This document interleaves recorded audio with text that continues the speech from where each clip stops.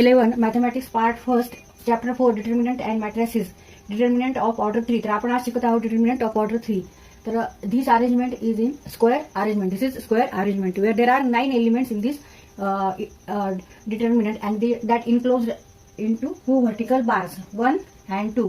या दोन vertical bars मध्ये हे इनक्लोज आहेत, आतमध्ये हे एलिमेंट्स आहेत. तर हे असं लिहिण्याची पद्धत आहे. ह्याला आपण काय म्हणतो, डिटर्मिनंट असं म्हणतो. तर ह्या डिटर्मिनंट मध्ये रो किती आहेत, रो 1 2 3. हा एक रो, नंतर हा एक रो आणि हा एक रो, म्हणजे 1 2 3 3 रोज अँड 3 कॉलम्स. जे हॉरिझॉन्टल आहे त्याला आपण रो म्हणतो आणि जे व्हर्टिकल्स आहेत त्याला आपण कॉलम म्हणतो. आता फर्स्ट रो मध्ये कोणते कोणते एलिमेंट्स आहेत, तर फर्स्ट रो मध्ये A11 A12 A13 हे सगळे फर्स्ट रो मधले एलिमेंट आहे. फर्स्ट रो मधले एलिमेंट आहेत. आता इथे 1 हा जो आहे हा काय रिप्रेझेंट करतो, तर हा कोणत्या रो मध्ये आहे हे तो रिप्रेझेंट करतो. आणि ते हा 1 काय रिप्रेझेंट करतो, तर हा कोणत्या कॉलम मध्ये आहे ते रिप्रेझेंट करतो. A11 म्हणजे this element in first row and first column.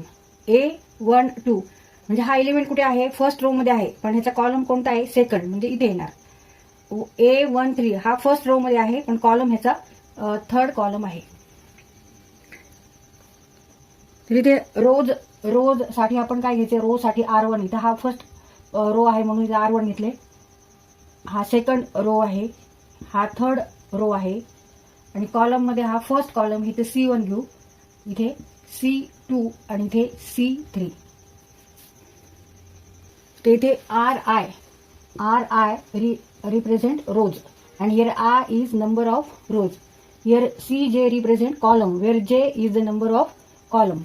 आता समजा एक आपल्याला एलिमेंट दिलाय AIJ असा एलिमेंट आहे, तर हा काय रिप्रेझेंट करतो, हा कोणत्या कॉलम मध्ये कोणत्या रो मध्ये आहे. तर आता इथे हा एलिमेंट आहे AIJ, तर हा काय रिप्रेझेंट करतो, represent the element in ith row and jth column. आता कोणत्या डिटर्मिनंट हा आपल्याला दाखवायचा आहे, डिनोट करायचा आहे, तर तो कॅपिटल लेटरनी दाखवावा लागतो. म्हणजे कॅपिटल लेटर कोणते, ABCDE हे सगळे कॅपिटल लेटर जे आहेत त्याने आपण एखादा डिटर्मिनंट रिप्रेझेंट करू शकतो की हा determinant A determinant B determinant. आता ह्या डिटर्मिनंटला इथे आपण नाव काय दिलं नाही, तर आपण इथे A असं देऊ शकतो, A डिटर्मिनंट असं, A डिटर्मिनंट, किंवा आपण डेल्टानी सुद्धा रिप्रेझेंट करता येतो.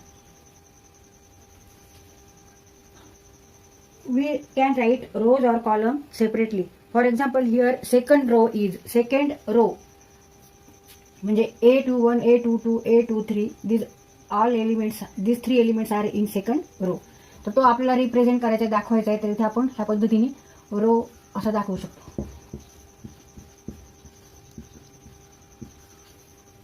त्यासाठी आपल्याला थर्ड कॉलम मधले एलिमेंट दाखवायचे. तर थर्ड कॉलम आपल्याला असं व्हर्टिकल दाखवावं लागेल. थर्ड कॉलम मध्ये हे सगळे एलिमेंट आहेत A13 A23 and A33.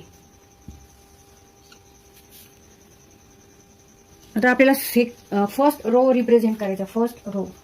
First row हा कसा असतो, हॉरिझॉन्टल, म्हणजे हे सगळे नंबर्स येणार, हे सगळे घटक येणार, हे सगळे एलिमेंट्स येणार. A11 A12 and A13. इथे कॉमा द्यायची गरज नाहीये, नुसतं असंच रिप्रेझेंट करायचे A13. तर हा फर्स्ट रो आहे. The first expansion of determinant. आता हा डिटर्मिनंट आपल्याला सॉल्व्ह करायचे, ह्याची व्हॅल्यू काढायची, ह्याचे एक्सपान्शन करायचे. तर आपण कसं करणार, तर ते शिकू आता.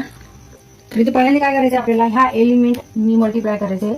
कोणत्या एलिमेंटला, कोणत्या डिटर्मिनंटला, तर हा जो डिटर्मिनंट आहे त्या आतमध्ये जो हा आपण धरायचा डिटर्मिनंट आहे, ह्या डिटर्मिनंट मध्ये आपण हा डिटर्मिनंट धरू.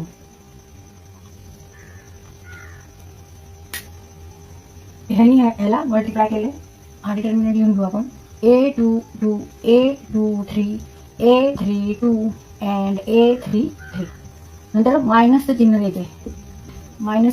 आता मल्टिप्लायकेशन करायचं ह्या एलिमेंटने, ह्या नंबरनी A12. आता परत कोणते एलिमेंट घ्यायचे ह्या डिटर्मिनंट मध्ये, ते ह्या कॉलम मधले हे दोन नाही घ्यायचे, हे दोन ह्या कॉलम मध्ये घ्यायचे, फर्स्ट आणि थर्ड कॉलम मध्ये. म्हणजे A21 A23 A21 A23 A31 आणि A33. आता पहिल्यांदा आपण मायनस घेतला, आता प्लस घ्यायचा आणि ह्या एलिमेंटनी मल्टिप्लाय करायचा. आता हा डिटर्मिनंट घ्यायचा मल्टिप्लाय करण्यासाठी. A21, A22, A31 and A32. एकदा मायनस केलं, एकदा प्लस केलं. पहिला हा नंबर घेतला, मग आपण नंतर हा डिटर्मिनंट घेतला, नंतर हा नंबरनी मल्टिप्लाय केलं ह्या नंबर्स ह्या डिटर्मिनंटला, नंतर प्लस साईन घेतलं, मग ह्यांनी मल्टिप्लाय केलं ह्या डिटर्मिनंटला. तर इथे आपल्याला काय काय लक्षात ठेवायचं आहे, तर इथे आधी पहिल्यांदा आपण मायनस करतो आणि नंतर प्लस करतो, तर इथे लक्षात ठेवा. आणि पहिल्यांदा ह्या फर्स्ट नंबरनी म्हणजे फर्स्ट रो फर्स्ट कॉलमच्या नंबरनी इथे आपण डिटर्मिनंट तयार होतो त्याला मल्टिप्लाय करतो. आणि हा डिटर्मिनंट कसा सॉल्व्ह करतात आपल्याला माहिती, सेकंड ऑर्डरचा. A, B जर C, D जर असे जर एलिमेंट्स असतील आणि हा सॉल्व्ह करायचा, याची व्हॅल्यू काढायची, तर आपण काय करतो, क्रॉस मल्टिप्लिकेशन करायचं आणि सबट्रॅक्शन करायचं. मग AD मायनस BC त्याचप्रमाणे हे आपल्याला सगळे डिटर्मिनंट नंतर सॉल्व्ह करायचे. आता इथे आपल्याला हा डिटर्मिनंट सॉल्व्ह करायचा आहे, ह्याचे एक्सपान्शन करायचं, ह्याची व्हॅल्यू काढायची, ह्याची किंमत काढायची. मग अशा जो फॉर्म्युला आहे तोच इथे वापरायचा. 3 आधी आपल्याला ह्याला मल्टिप्लाय करायचं आहे. मग 3 in 1, 2, 3 अँड -1. त्याच्यानंतर काय करायचं, आपल्याला हा नंबर घ्यायचा आहे आणि आधी मायनस आणि नंबर नंतर मायनस केलं आणि हा नंबर आहे -4, हे मल्टिप्लाय करायचं डिटर्मिनंटला. त्याच्यामध्ये 1, 2 आणि -2, -1 हे नंबर्स येणार.